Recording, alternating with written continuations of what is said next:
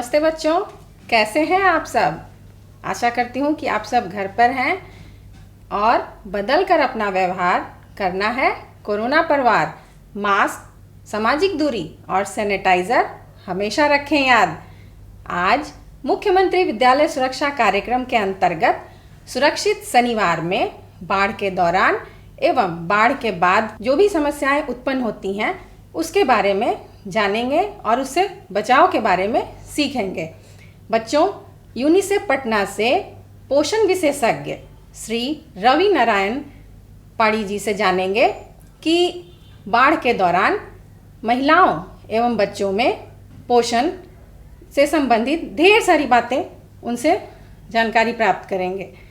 और आज आप अपने आसपास के संसाधनों से बाढ़ के दौरान किस प्रकार किसी डूबते हुए व्यक्ति को बचा सकते हैं, SDRF से इसके बारे में जानकारी प्राप्त करेंगे। तो बच्चों, तैयार होकर बैठें और बहुत ध्यान से सुने और आज के एपिसोड को अंत तक देखें। चलिए आज के एपिसोड का प्रारंभ करते हैं। डर से नहीं, तैयारी से आगे कदम बढ़ाना है। रुकी जिंदगी में चहल पहल वापस फिर से लाना है। धोकर हाथ, पहन कर मास्क, सुरक्षित जीवन चलाना है। सुरक्षित जीवन चलाना है। डर कर नहीं, तैयारी से आगे कदम बढ़ाना है। डर कर नहीं, तैयारी से आगे कदम बढ़ाना है। रखेंगे 2 गज की दूरी, सबको पौष्टिक आहार खिलाएंगे, बच्चों और बूढ़ों का करेंगे ख्याल। रोगी नहीं, रोग से लड़ कोरोना को हराएंगे। स्वास्थ्य केंद्र फिर से खुल गए, जिनका लाभ उठाना है। रुकी जिंदगी में चहल पहल वापस फिर से लाना है। धोकर हाथ, पहन कर मास्क, सुरक्षित जीवन चलाना है। सुरक्षित जीवन चलाना है। डर कर नहीं, तैयारी से आगे कदम बढ़ाना है। डर कर नहीं, तैयारी से आगे कदम बढ़ाना है। टीकाकरण की शुरुआत हो गई है, पर पहले की तरह हमें मास्क लगाना और 2 गज की दूरी बनाए रखना अभी भी जरूरी है। स्वास्थ्य विभाग और सूचना एवं जनसंपर्क विभाग बिहार सरकार द्वारा जनहित में जारी। जीतेगा बिहार। बच्चों, हमें अपने जीवन में कभी कभी आपदा का सामना करना पड़ सकता है। उन आपदाओं में से एक आपदा बाढ़ भी है। आज हम जानेंगे कि बाढ़ के दौरान हमें किन किन स्वास्थ्य एवं पोषण संबंधी कठिनाइयों का सामना करना पड़ सकता है एवं उन कठिनाइयों से निपटने के लिए हमें क्या करना चाहिए। बच्चों, हमारे राज्य बिहार में प्रत्येक 4 में से 1 बच्चा अनीमिया से ग्रसित है, प्रत्येक 4 में से 1 बच्चा पतला है एवं कुछ बच्चों में vitamin A, vitamin D, vitamin B12, iron एवं जिंक की कमी पाई गई है। बच्चों, अब हम जानेंगे कि बाढ़ के दौरान आहार और पोषण संबंधी क्या कठिनाई हो सकती है। बाढ़ के दौरान हमें पूरा भोजन नहीं मिल पाता या जो भोजन मिलता है उसमें उपयुक्त पोषाहार की कमी हो जाती है। जो लोग बीमारी से ग्रसित हैं, गरीब हैं, समाज में पिछड़े हैं, उनके पोषण की स्थिति पे अधिक प्रभाव पड़ता है। वैसे तो आपदा में हर कोई कुपोषण का शिकार हो सकता है, लेकिन शिशुओं, छोटे बच्चे, गर्भवती माताएं, स्तनपान कराने वाली महिलाओं में कुपोषण होने की संभावना अधिक हो जाती है। साथ ही उस समय हम जरूरी स्वास्थ्य सेवा भी नहीं प्राप्त कर पाते हैं।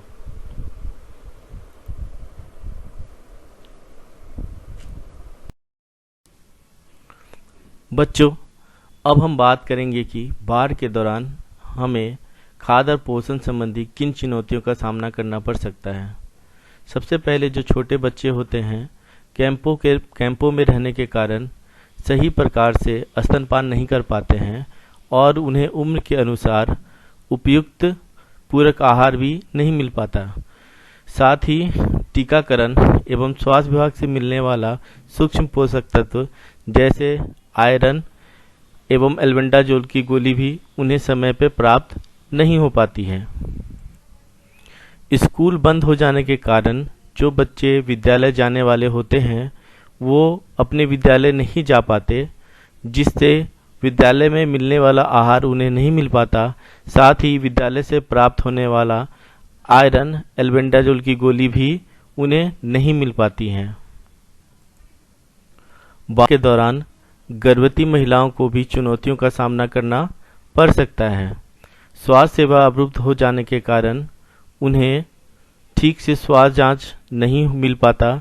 उन्हें सूक्ष्म पोषक तत्व जैसे आयरन एल्बेंडाजोल कैल्शियम की गोली नहीं मिल पाती एवं गर्भावस्था के दौरान उन्हें पर्याप्त मात्रा में पोषक आहार भी नहीं मिल पाता है।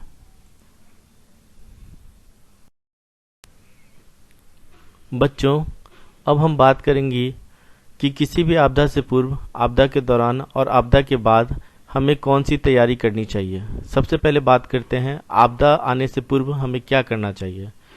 तो हमें सबसे पहले पता करना चाहिए कि आपदा कितने समय के लिए आ सकती है और उतने समय के लिए हमें ज़रूरी दवाओं और राशन को एकत्र कर लेना चाहिए। साथ ही जो समाज के मुख्य लोग हैं जैसे मुखिया और पंचायत समिति एवं स्वास्थ्य विभाग के जो मुख्य लोग हैं जैसे आशा, एनएम, उनका कॉन्टैक्ट नंबर हमें कहीं कागज़ पे नोट कर लेना चाहिए। अब हम बात करते हैं कि हमें आपदा के दौरान क्या तैयारी करना चाहिए। अगर हमारा घर सुरक्षित हो तो हमें अपने घर पे ही रहना चाहिए, या लगे कि घर सुरक्षित नहीं है तो किसी सुरक्षित स्थान पे चले जाना चाहिए। अगर कोई जगह क्षतिग्रस्त हो गया है तो वहाँ से दूर रहना चाहिए। और अगर हम कहीं फंस गए हैं, घर के अंदर फंस गए हैं, पानी में फंस गए हैं या छत पे फंस गए हैं तो हमें धैर्य रखना चाहिए और किसी प्रकार की सहायता का इंतज़ार करना चाहिए। अब हम बात करते हैं कि हमें आपदा के बाद क्या करना चाहिए। आपदा के बाद हमें अपनी और आसपास के साफ सफाई का ध्यान रखना चाहिए और किसी भी तरह की अगर शारीरिक चोट हुआ है या संपत्ति का नुकसान हुआ है तो उसके संबंध में सरकारी पदाधिकारी को जल्द से जल्द अवगत कराना चाहिए। बच्चों, अब हम बात करेंगे कि हमें बाढ़ से पूर्व क्या तैयारी करनी चाहिए।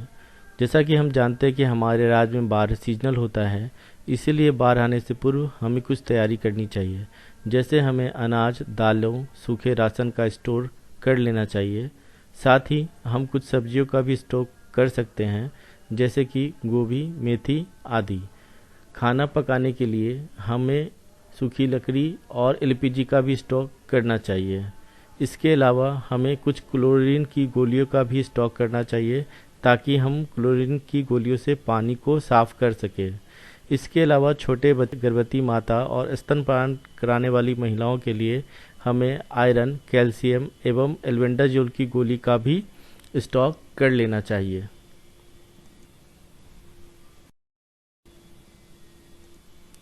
बच्चों, अब हम चर्चा करेंगे कि हमें बाढ़ के दौरान कौन सी गतिविधियां करनी चाहिए। हमें कैंपों में ये ध्यान रखना चाहिए कि जो छोटे बच्चे हैं उनको उनकी उम्र के अनुसार पूरक आहार मिलता रहे।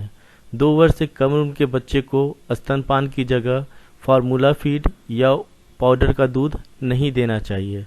गर्भवती महिलाओं और स्तनपान कराने वाली माताओं के लिए पर्याप्त आहार सुनिश्चित करना चाहिए। छोटे बच्चों और किशोरों को कम से कम 3 बार भोजन मिले और 1 बार नाश्ता मिले, ये सुनिश्चित करना चाहिए। साथ ही बच्चे को, किशोरी को, गर्भवती महिलाओं को नियमित आईएफए की गोली, कैल्शियम, एल्बेंडाजोल की गोली मिलती रहे, इस बात का हमें ध्यान रखना चाहिए। और हमें बाढ़ के पानी में जाने से बचना चाहिए, खासकर छोटे बच्चे को। बच्चों, अब हम बात करेंगे कि हमें बाढ़ के बाद कौन सी गतिविधियां करनी चाहिए। जब पानी का जमाव खत्म हो जाए तब हमें कैंपों से निकलकर अपने घर वापस आ जाना चाहिए। और सबसे पहले हमें अपने घर और रसोई के बर्तनों की अच्छी सी सफाई करनी चाहिए। सुरक्षित पानी पीने के लिए हमें कुछ और दिनों तक क्लोरीन की गोली का यूज पानी में करना चाहिए। छोटे बच्चों, गर्भवती और स्तनपान कराने वाली माताओं का विशेष देखभाल करना चाहिए। साथ ही एएनएम आशा के माध्यम से प्राप्त होने वाले दवाइयों एवं टीकाकरण का उपयोग हमें करना चाहिए। पानी का जमाव खत्म हो जाने के बाद जलोढ़ मिट्टी और भी उपजाऊ हो जाती है, इसलिए हमें घर के पीछे किचन गार्डन को विकसित करना चाहिए। बच्चों, आज के इस कार्यक्रम में आपके लिए मुख्यतः 5 संदेश हैं। पहला संदेश है खाद्य सुरक्षा और व्यक्तिगत स्वच्छता। इसके अनुसार हमें खाना और पानी हमेशा ढक के रखना चाहिए, साथ ही पानी उबाल के पीना चाहिए। इसके अलावा हमें खुद की और अपने आस पड़ोस की साफ सफाई रखनी चाहिए। बच्चों, हमारा आज का दूसरा संदेश है कि हमें खाद्य सुरक्षा और भोजन तैयार करने पे ध्यान देना चाहिए। अपने हाथों को बार बार धोना चाहिए। पके खाद्य पदार्थ और कच्चे खाद्य पदार्थ को अलग अलग रखना चाहिए। भोजन को अच्छी तरह पकाना चाहिए। भोजन को सुरक्षित तापमान में रखना चाहिए। हमें भोजन को बहुत देर बाहर धूप में या गर्म वातावरण में नहीं रखना चाहिए। साथ ही सुरक्षित पानी का उपयोग करना चाहिए। बच्चों, हमारा आज का तीसरा संदेश है कि हमें पौष्टिक आहार लेना चाहिए और साथ में खूब पानी पीना चाहिए। हमें अपने भोजन में ऊर्जा एवं प्रोटीन का संतुलन बनाए रखना चाहिए और दिन में कम से कम 3 बार भोजन करना चाहिए और 2 बार पौष्टिक नाश्ता लेना चाहिए। और हमें ये ध्यान रखना चाहिए कि हमारे भोजन में 3 प्रकार के खाद्य पदार्थ शामिल हों। पहला खाद्य पदार्थ अनाज और बाजरा, जैसे कि गेहूँ, चावल, रागी आदि। चीनी में शहद, गुड़ आदि, वसा या तेल। दूसरा खाद्य पदार्थ जो हमारा शरीर को निर्माण करते हैं वे हैं दालें, सभी तरह के अंडे, मांस, मुर्गी, मछली, दूध और दूध से बने पदार्थ आदि। तीसरा खाद्य पदार्थ है सुरक्षात्मक खाद्य पदार्थ, जैसे मौसमी फल और सब्जियां।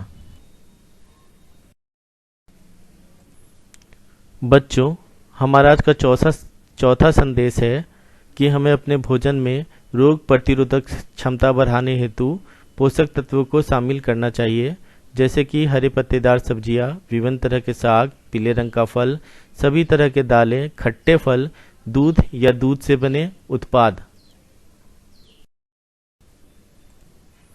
बच्चों, हमारा आज का 5वां और आखिरी संदेश है कि जल जनित रोगों एवं मानसिक तनाव से हमें बचना चाहिए। दूषित पानी से नहाते समय, कपड़ा धोते समय, पानी पीते समय या दूषित पानी पीने के संपर्क में आने वाले भोजन को खाने से बीमारियां फैल सकती हैं, जिससे डायरिया, टाइफाइड, उल्टी आदि जैसी बीमारियां हो सकती हैं। पानी जमा होने से मलेरिया, डेंगू जैसी बीमारियां हो सकती हैं। इसलिए हमें इन सभी चीज़ों से बचना चाहिए। दूषित पानी नहीं पीना चाहिए, पानी जमा होने नहीं देना चाहिए तथा जल जनित रोगों से बचाव के साथ साथ मानसिक तनाव के लिए व्यायाम करना चाहिए, पूरी नींद लेनी चाहिए, संतुलित आहार लेना चाहिए और खूब पानी पीना चाहिए। बच्चों, इसी के साथ ही हम अपना आज का कार्यक्रम समाप्त करते हैं तथा आशा करते हैं कि आपको आज के इस कार्यक्रम से लाभ हुआ होगा। पिछली बार बाढ़ में बहुत तबाही हुई थी, सारा सामान बह गया था और पशु भी बंधे रह गए थे। अम्मा, इस बार बाढ़ आ गई तो इस बार हम तैयार हैं। खबर मिलते ही टॉर्च, सूखा खाना, दवाइयाँ, पीने का साफ पानी, रस्सी, माचिस, जरूरी कागजात और पहचान पत्र लेकर किसी ऊंची जगह पर चले जाएंगे। तैयारी कर लो अम्मा, बाढ़ आने के पूरे संकेत हैं। सब लोग राफ्ट बना रहे हैं। क्षेत्र में बाढ़ के आसार बढ़ गए हैं, इसलिए धैर्य बनाए रखें। अनाज और बीज ऊंचाई पर रख दें। अभी रखता हूँ। रबर की बड़ी ट्यूब, प्लास्टिक की रस्सी अपने पास रख लें। तैयार हैं। अपनी सेफ्टी किट और जरूरी कागजात संभाल कर रख लें। हाँ, सूखा खाना, पानी, रस्सी, माचिस, दवाई, टॉर्च और कागजात। बचने के लिए सुरक्षित ऊंचा स्थान पहले से चुन लें। बच्चों, महिलाओं और बुजुर्गों की मदद करें। मैं तो तैयार हूँ, आप भी तैयार रहें। अरे बाढ़ का पानी बढ़ रहा है। पीने का साफ पानी रख लो, क्लोरीन की गोलियां और दवाइयां भी। राफ्ट निकालो। अरे सेफ्टी किट साथ रख लेना। बंदे पशुओं को खोल दो। जब बाढ़ आए तो ध्यान रखिए, जल्दी से अपना सेफ्टी किट साथ लेकर किसी ऊंचे सुरक्षित स्थान पर चले जाएं, तुरंत। बाढ़ से बचने के लिए गांव और घरों में आसानी से मिलने वाले सामान को भी प्रयोग में लाया जा सकता है। आज एनडीआरएफ के जवान हम सबको राफ्ट बनाना सिखाएंगे। बांस के राफ्ट बनाने के लिए एक मजबूत रस्सी और कुछ बांस लेकर ऐसे बांधिए। कुछ केले के पेड़ के तनों से केले के राफ्ट बनते हैं। इसी तरह ट्यूब, जेरिकन और नारियल की सहायता से राफ्ट बनाए जा सकते हैं। चलो अभ्यास करें।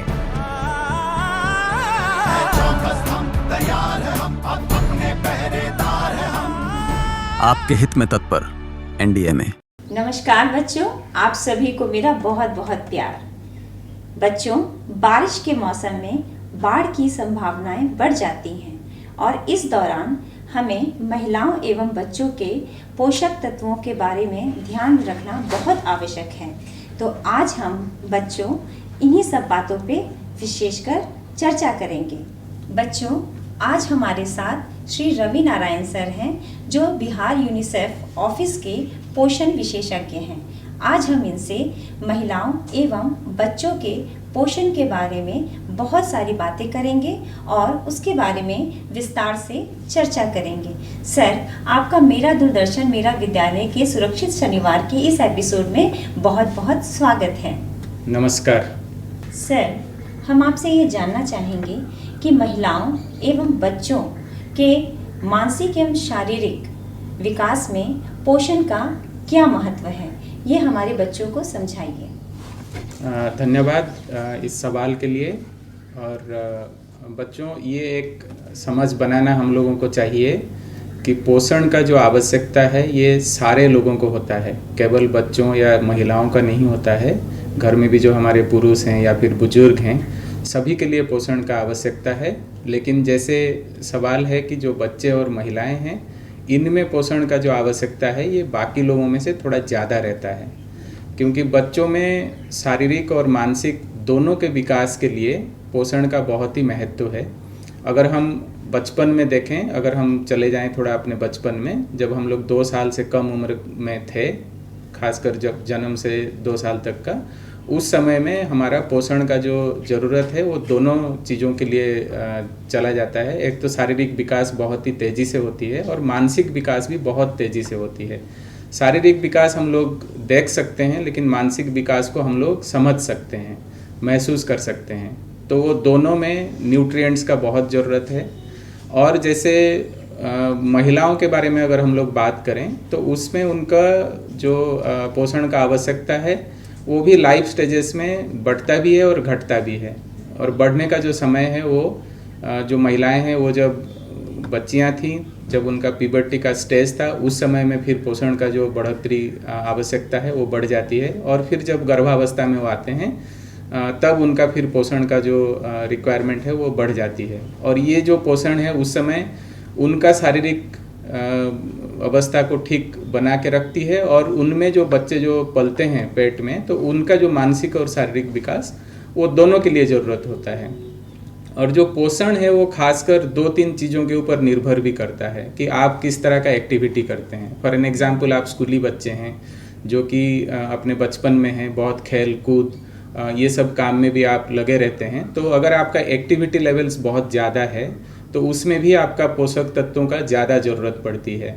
उसके साथ साथ आपको एक बेसल एनर्जी या फिर आपके जो शरीर में बहुत सारे जो अंग प्रत्यंग हैं उनका जो काम करने के लिए भी पोषण का ज़रूरत पड़ता है। भले ही आप खेलकूद ना कर रहे हों, लेकिन अगर आप सोए हैं या फिर खाली बैठे हैं, उस समय में भी आपके शरीर के जो अंग हैं वो सब चलते रहते हैं, तो उनको भी ऊर्जा चाहिए होता है और उसके लिए पोषण का भी ज़रूरत होता है। तो इसीलिए अगर आप देखेंगे तो बच्चों में, एकदम खासकर छोटे बच्चों में, और जो हमारे स्कूली बच्चे हैं जहाँ पे विकास का और एक पहल आती है, तो उसमें, और फिर महिलाओं में गर्भावस्था में या फिर उनका जो बच्चियां हैं उनका जो प्यूबर्टी स्टेज होता है उसमें पोषण का बहुत ज़रूरत होता है। और मानसिक विकास के लिए खासकर जो 2 साल से कम उम्र के बच्चे हैं वहाँ पे पोषक तत्वों का और ज़्यादा ज़रूरत पड़ जाती है। सर, हम ये जानना चाहेंगे कि भाई बाढ़ के दौरान महिलाओं एवं बच्चों के लिए पौष्टिक भोजन का क्या महत्व होता है और इस समय अगर उन्हें संतुलित आहार नहीं मिलता है तो किन किन खतरों एवं जोखिमों की संभावनाएं बढ़ सकती हैं। बाढ़ एक विशेष परिस्थिति है और बाढ़ के समय में खासकर अगर आप देखेंगे तो खान पान का जो समस्या है वो आती है, क्योंकि उस समय में अगर आप अपने परिवेश में देखेंगे तो फसल जो है वो नष्ट हो जाती है। बाढ़ के चलते अगर हम लोगों को अपना घर छोड़ के फिर दूसरे जो हमारे रिलीफ सेंटर्स हैं वहाँ पे अगर जाना पड़ता है तो नॉर्मली हम लोग का जो खान पान का व्यवस्था है या फिर अपना जो रूटीन एक बना रहता है घर में वो ख़राब हो जाती है। तो इस समय में अगर आप देखेंगे, जैसे हम लोग पहले भी बात किए हैं, बच्चों में और महिलाओं में पोषण का जो आवश्यकता है वो अन्य लोगों के पोषण की आवश्यकता से थोड़ा ज़्यादा होती है।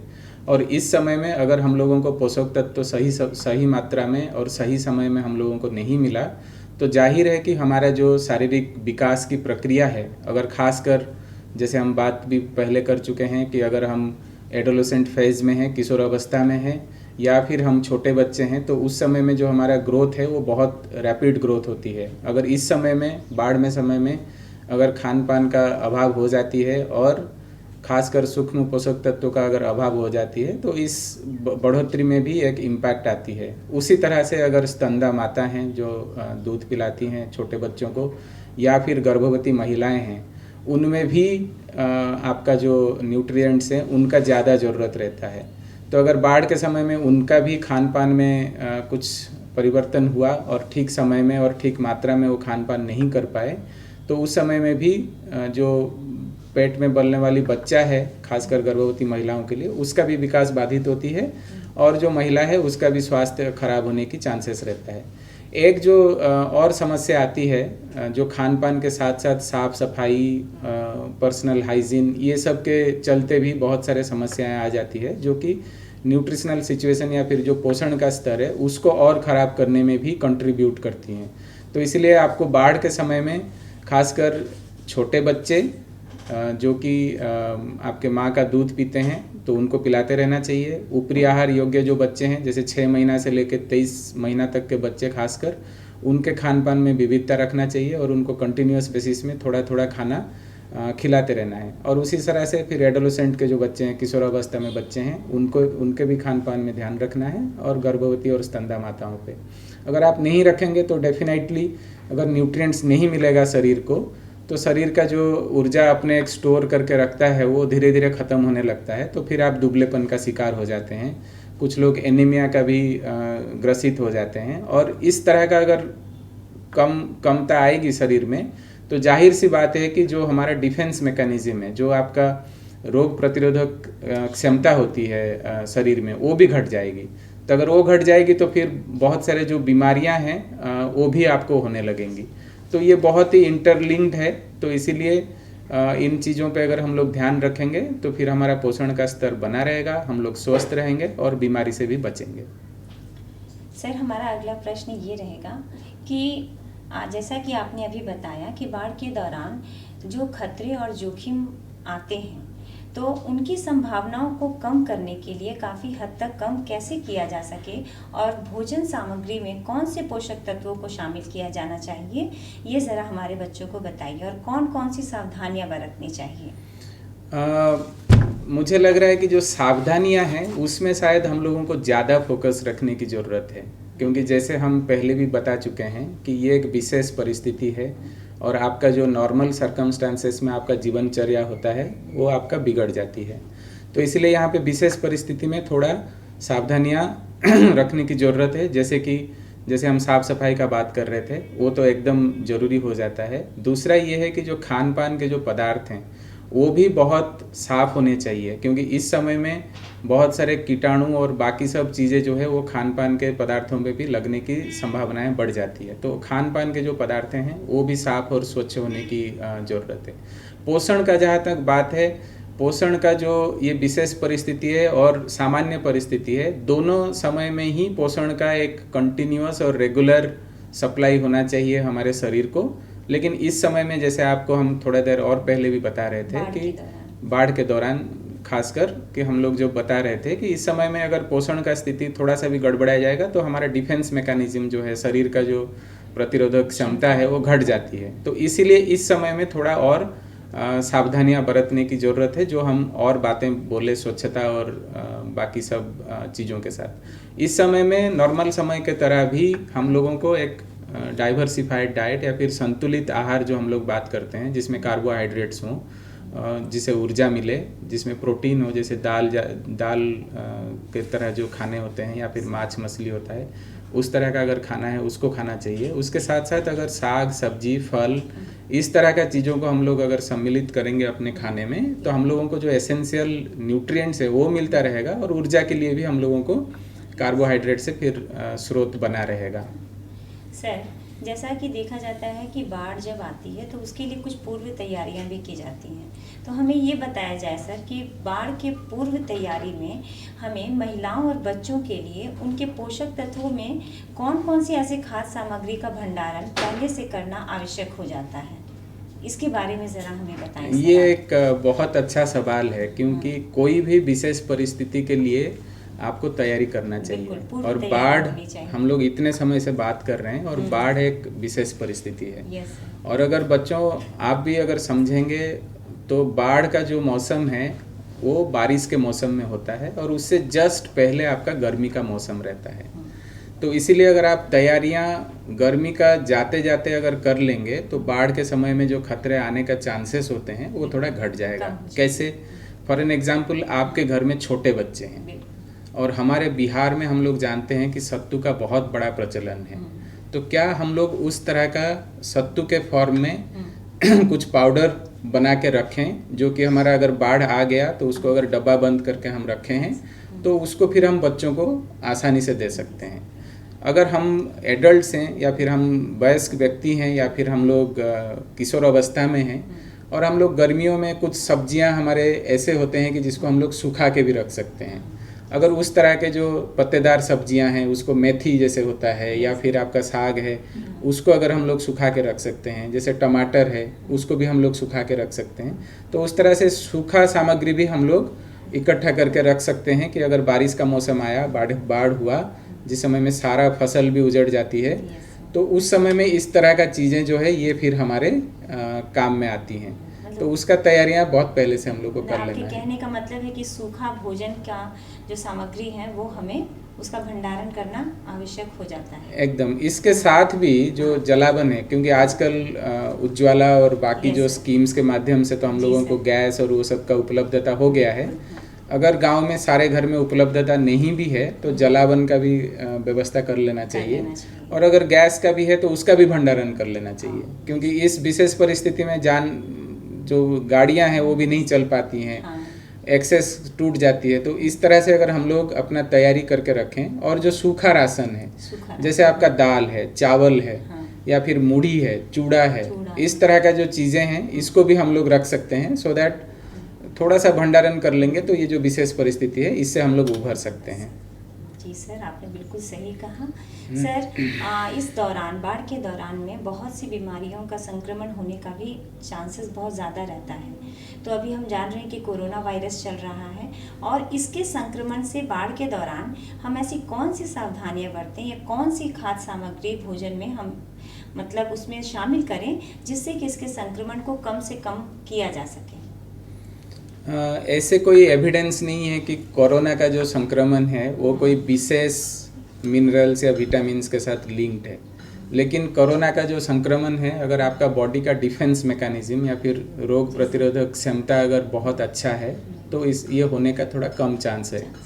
तो जैसे हम लोग पहले भी बात कर चुके हैं संतुलित आहार का, लेकिन आहार में भी हम लोगों को विशेष ध्यान रखना पड़ेगा कि उसमें विटामिन्स और मिनरल्स होना बहुत ज़रूरी है। आप जानते होंगे बच्चों, 3 तरह का खाद्य पदार्थ होता है। एक हमको ऊर्जा देती है, और हमारा एक शरीर को बनाती है, और हम लोगों का रोग प्रतिरोधक शक्ति को जो है वो बढ़ाती है।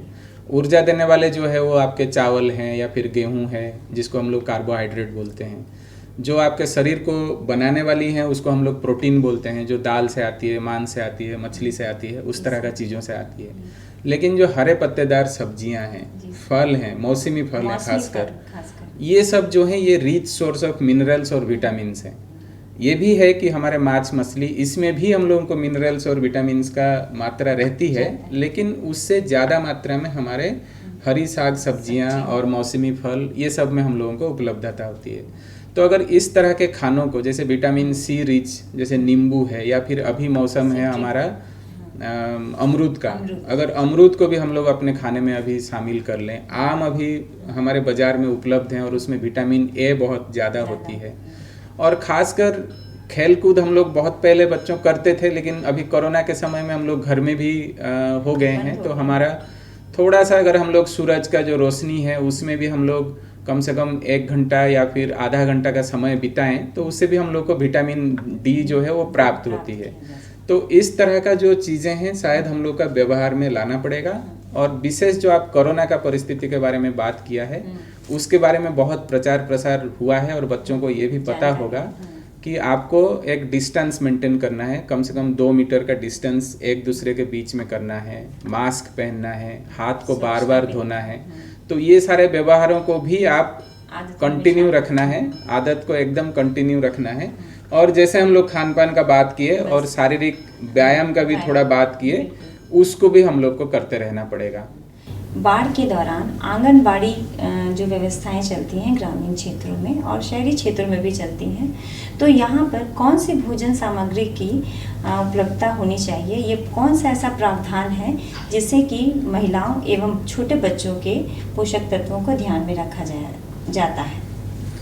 आंगनबाड़ियों में खासकर जो हमारे 6 महीना से लेके 6 साल तक के बच्चे आते हैं जी, उनके लिए ऊपरी आहार का व्यवस्था होती है। तो उसको हम लोग गरम पका भोजन जो है वो 3 साल से ऊपर 6 साल तक के बच्चों के लिए मिलता है। और 6 महीना से जो 3 साल के बच्चे हैं उनको टेक होम राशन के रूप में सामान मिलती है, जिसको घर में लेके फिर माताओं को प्रेरित किया जाता है कि वो बच्चों को खिलाएं। और गर्भवती महिलाओं के लिए भी उसी तरह से टेक होम राशन का व्यवस्था है। और स्तनदा माताएं जो 6 महीना तक बच्चों को खाली स्तनपान कराती हैं, उनके लिए भी आंगनबाड़ी से व्यवस्था होती है। लेकिन अभी का अगर हम बात करें, अभी आंगनबाड़ी जो है वो बंद है, तो इसीलिए यहाँ पे गर्म पका भोजन का व्यवस्था नहीं है। और जो टेक होम राशन है उसको सरकार ने एक निर्णय करके अभी जो डायरेक्ट बेनिफिट ट्रांसफ़र है, लोगों के जो अकाउंट है उसमें पैसा को ट्रांसफ़र किया जा रहा है। और ये भी प्रेरित किया जा रहा है कि जो पैसा ट्रांसफ़र हो रही है उसमें आप विविध प्रकार के जो खाद्य पदार्थ हैं, खासकर जो आपके छोटे बच्चे हैं 6 महीना से जैसे 23 महीना तक का बच्चा है, 2 साल तक का बच्चा है, उसमें विविधता लाइए। गर्भवती महिलाओं का खाने में विविधता रखिए और स्तनदा माताओं का जो खाना है उसमें भी विविधता बना के रखे हैं। पिछले साल और या उससे पिछले साल का बात करें तो आंगनबाड़ी सिस्टम में ये एक अच्छा निर्णय हुआ था कि बाढ़ के तैयारी के लिए 3 महीना पूर्व उनको ये सारे जो पैसा का जो है वो प्रावधान कर दिया गया था। लेकिन अभी डायरेक्ट बेनिफिट ट्रांसफ़र हो रही है, तो महीना के महीना अभी उनके खाते में जो पैसा है वो जमा करने का व्यवस्था हो रही है।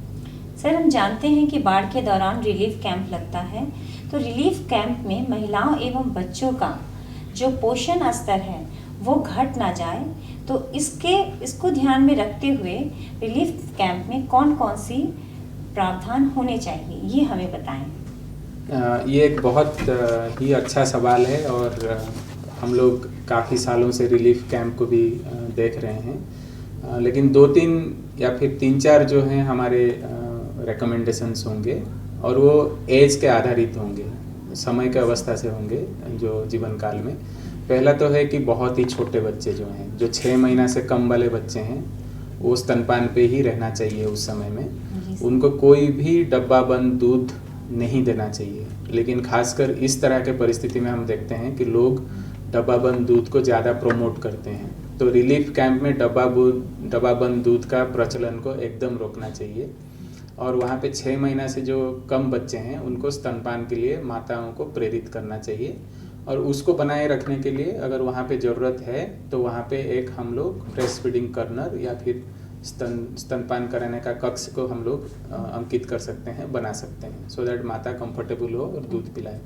ये हो गया 6 महीना से कम उम्र के बच्चों। जैसे ही 6 महीना क्रॉस करते हैं बच्चे, तो स्तनपान उनके लिए सफिशिएंट नहीं होता है, उनको ऊपरी आहार देने की ज़रूरत होती है। और हम सबको पता है कि जो छोटा बच्चा है उसका जो स्टोमक है या फिर पेट का साइज है वो छोटा होता है, तो इसलिए उसको बार बार खाने देने का ज़रूरत पड़ेगा।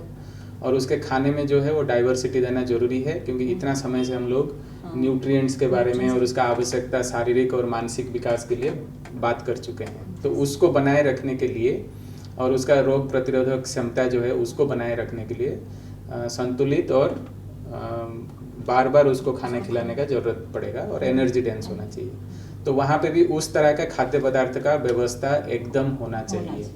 उसके बाद आ जाते हैं कि जो छोटे बच्चे हैं या फिर हमारे स्कूली बच्चे हैं या फिर किशोरावस्था के बच्चे हैं, वो एडल्ट फूड खा सकते हैं, लेकिन उनमें भी अगर हम लोग खाली रिलीफ कैंप में 2 बार ही खाना रखेंगे तो वो शायद सफिशिएंट नहीं होगा। तो उसके साथ शायद हम लोगों को कुछ स्नैक्स का व्यवस्था वहाँ पे रखना चाहिए। और बिहार जैसे राज्य में हमारे कल्चर में, हमारे संस्कृति में ठेकुआ का प्रचलन है, हमारे संस्कृति में सत्तू का प्रचलन है, लड्डू बनाने का प्रचलन है। तो अगर उस तरह के खाद्य पदार्थों को हम लोग वहाँ पे रखें तो बच्चों को फिर हम लोग टाइम टू टाइम एक स्नैक दे सकते हैं। उसके बाद आ जाते हैं जो महिलाएं हैं, और महिलाओं में भी 2 तरह के जो विशेष परिस्थिति के महिलाएं हैं। एक है मान लीजिए जो दूध पिलाने वाली महिलाएं हैं, उनको भी एडिशनल एनर्जी का रिक्वायरमेंट है, तो उनके लिए जैसे हम लोग बोले स्नैक, तो उनके लिए भी एडिशनल स्नैक रहना चाहिए। गर्भवती माताएं जो हैं, आप जानते हैं कि उनके शरीर में और एक बच्चा पल रहा है, तो उसका भी एनर्जी रिक्वायरमेंट है और महिला का भी एनर्जी का रिक्वायरमेंट है। तो उसमें फिर 300-400 किलो कैलोरी जो है वो ज़्यादा एनर्जी ज़रूरत पड़ती है। तो उसको भी हम लोग अगर स्नैक 1 या 2 स्नैक का वहाँ पे बंदोबस्त रखें खाने के साथ, उसको भी देना बहुत ज़रूरी होगा। उसके बाद जो वृद्धावस्था के लोग हैं या फिर हमारे पुरुष लोग हैं, वो अगर खा सकते हैं तो खाए। एडल्ट फूड तो वहाँ पे सर्व होता ही है, लेकिन उनको भी नाश्ता वास्ता का जो प्रचलन है, प्रावधान है, उसको रखने से फिर एक एडिक्वेट मील का प्रोविजन वहाँ पे होगा, सो दैट उनका जो पोषण स्तर बाढ़ से पहले था वो बन के रहेगा, और बाढ़ से होने वाले जो खतरा है कि रोग हो जाएगा और वो सब हो जाएगा, उससे वो बचते रहेंगे। तो उनका कम नहीं होगा, जो है वो ऐसा रहेगा और उससे बढ़ोतरी भी हो सकता है। तो उसमें विशेष ध्यान देने की हम लोगों को जरूरत पड़ेगी। सर, आपने आज हमारे बच्चों को पोषण के संबंध में बहुत सी अच्छी बातें बताई, और मुझे उम्मीद है कि बच्चों आप भी सर के द्वारा बताए गए जितनी भी बातें हैं उन सभी पे अमल कीजिएगा। और इस दौरान, बाढ़ के दौरान आपको, क्योंकि आप घर में बंद हैं, कोरोना की स्थिति बनी हुई है, तो आपको घरों में संतुलित आहार आवश्यक लेना ज़रूरी है। टाइम टू टाइम आप व्यायाम करते रहें, और जो भी इलेक्ट्रॉनिक गैजेट्स होते हैं जैसे मोबाइल हो गया, इन सभी चीज़ों से थोड़ा दूरी बनाकर रखें और अपने स्वास्थ्य पर पूरी तरह से ध्यान दें। सर, आपका इस एपिसोड में आने के लिए बहुत बहुत धन्यवाद। धन्यवाद।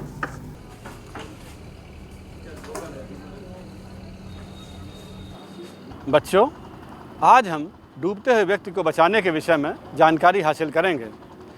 जैसा कि आप लोग जानते हैं कि बारिश का मौसम शुरू हो गया है और नदियों और तालाबों में पानी बढ़ गया है। लोग नदियों में और तालाबों में तैरने के लिए जाते हैं और डूब जाते हैं। इसके अलावा लोग बाढ़ के दौरान भी डूब जाते हैं। आपने देखा होगा कि हम लोग सामने होते हुए भी डूबते हुए व्यक्ति की मदद नहीं कर पाते हैं। आज हम आप लोगों को बताएंगे कि जो लोग तैराकी जानते हैं तो वो किन तरीक़ों से और किन सामानों की मदद से डूबते हुए व्यक्ति को बचाएं, और इसके अलावा जो व्यक्ति तैराकी नहीं जानते हैं वो भी किन सामानों की मदद से और अपने आप को सुरक्षित रखते हुए किस तरीके से डूबते हुए व्यक्ति को बचाने में मदद करें। आज SDRF के माध्यम से इन्हीं तरीक़ों का हम प्रदर्शन करेंगे। आप देखें। जैसा कि आप देख रहे हैं कि एक व्यक्ति पानी में सामने डूब रहा है और मदद के लिए चिल्ला रहा है। अभी यहाँ पर जो लोग उपस्थित हैं उन लोगों को तैरना नहीं आता है। आप देखें कि तैराकी ना जानने वाले व्यक्ति किस तरीके से डूबते हुए व्यक्ति को बचाते हैं, अपने आप को सुरक्षित रखते हुए, उससे संपर्क ना करते हुए किस तरीके से बचाते हैं। तैराकी ना जानने वाले व्यक्ति ने बम्बू उठाया और सामने डूबते हुए व्यक्ति की तरफ बढ़ाया, उसने बम्बू को पकड़ा और उसको खींच के किनारे की तरफ ले आए। इस तरीके से तैराकी ना जानने वाले व्यक्ति अपने आप को सुरक्षित रखते हुए सुरक्षित तरीके से डूबते व्यक्ति को बचाने में सफल रहे।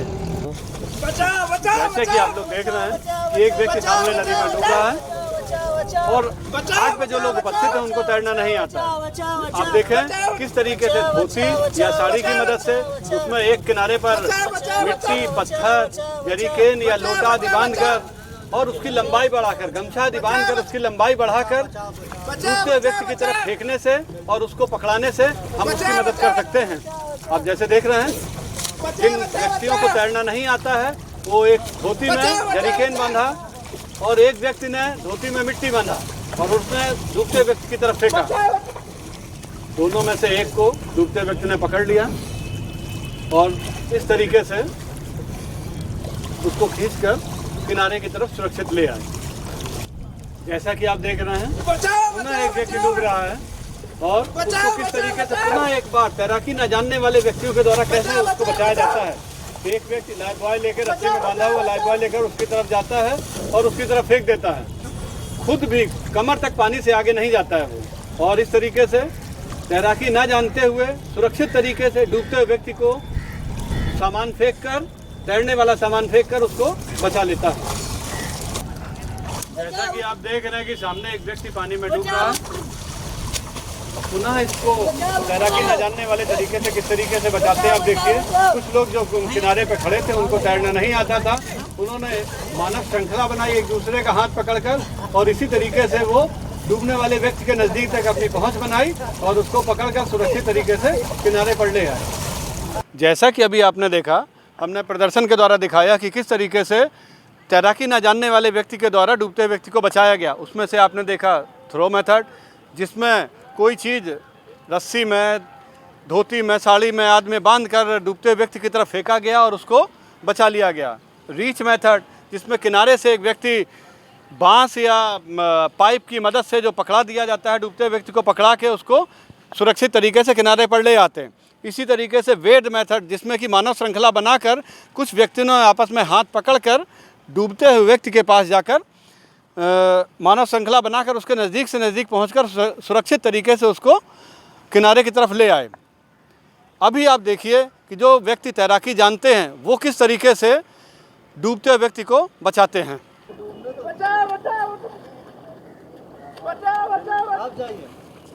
जैसा कि आप देख रहे हैं, एक व्यक्ति पानी में, गहरे पानी में डूब रहा है और उसको जो व्यक्ति तैरना जानता है किस तरीके से उसकी तरफ गया, तैरते हुए गया और उसको किस तरीके से बताता है। उसको बचाने के तरीके के विषय में देखें, वो उसने डूबते व्यक्ति के पीछे गया और उसकी ठुड्डी को पकड़ के पानी के स्तर से ऊपर किया, जिससे कि उसके नाक में, मुंह में पानी ना जाए, और पीछे से उसकी ठुड्डी को पकड़ते हुए तैरते हुए किनारे की तरफ लेके आ रहा है।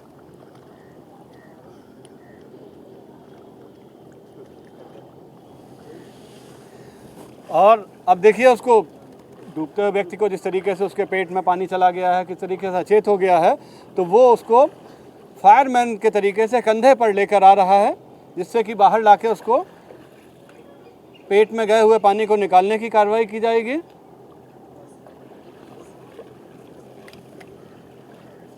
जैसा कि आप पुनः देखिए, सामने एक व्यक्ति गहरे पानी में डूब रहा है। अब इसको किस तरीके से तैराकी जानने वाले व्यक्ति के द्वारा बचाया जाता है।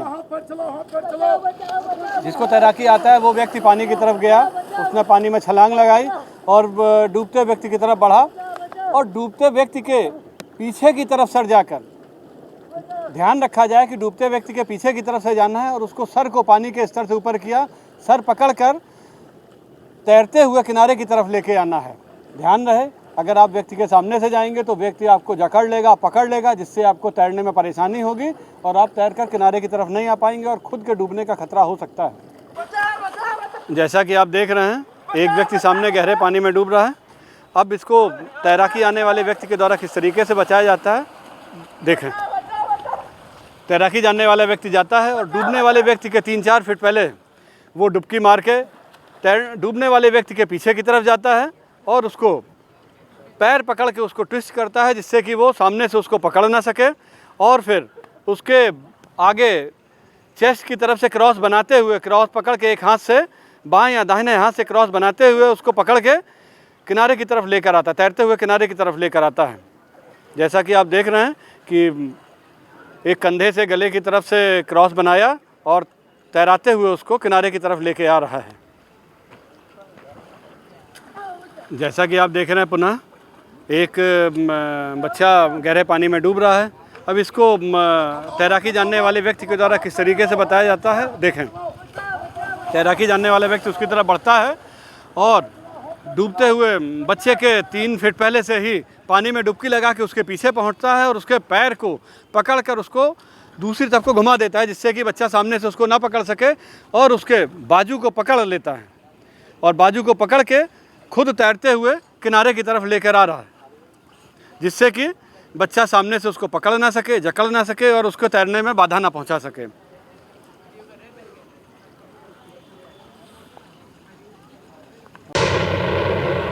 फंस गए खेत में ऐसे मौसम में, आसमान में बादल देखो लगे गरजने। ए बच्चा पार्टी, ई का गुरु बने गा रहे हो? श्यामलाल चाचा ने पेड़ की शरण ली, घायल हो जाओगे पेड़ पर गिरी अगर बिजली।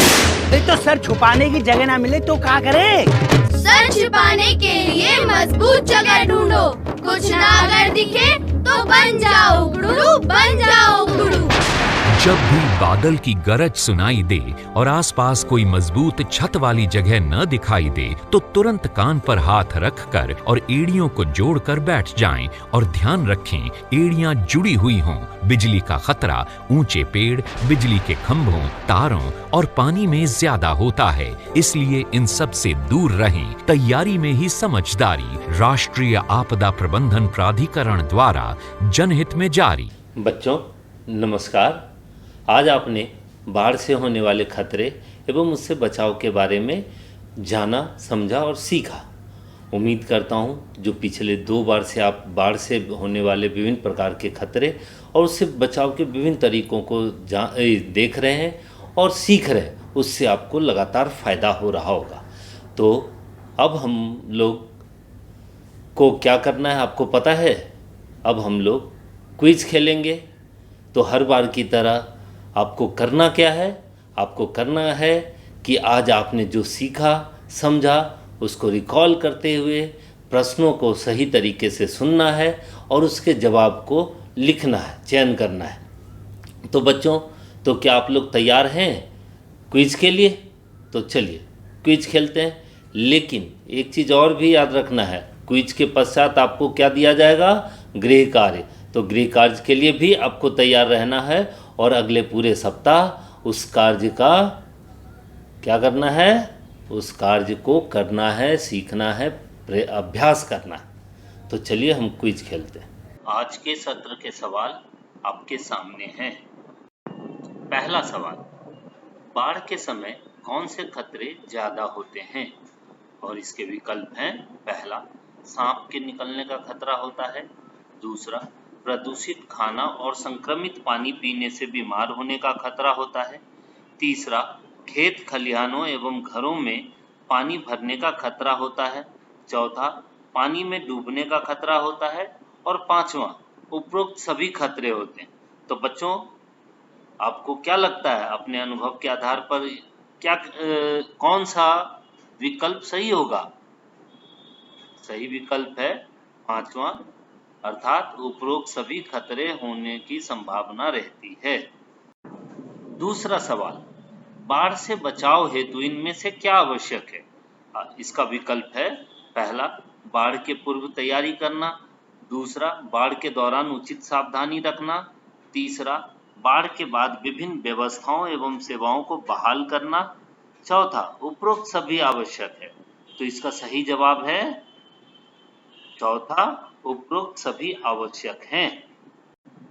तीसरा सवाल, बाढ़ के दौरान पानी को संक्रमण मुक्त करने के लिए इनमें से कौन सी गोलियों का उपयोग किया जाता है?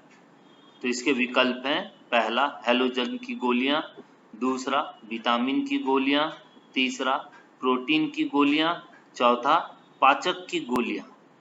बच्चों, मुझे लगता है आपको इसका जवाब पता होगा। इसका सही जवाब है पहला, हैलोजन की गोलियां। हैलोजन की गोलियों से संक्रमित पानी को शुद्ध किया जाता है। चौथा सवाल, बाढ़ के दौरान बीमारियों से बचने के लिए निम्न में से किस प्रकार की सावधानियां जरूरी हैं?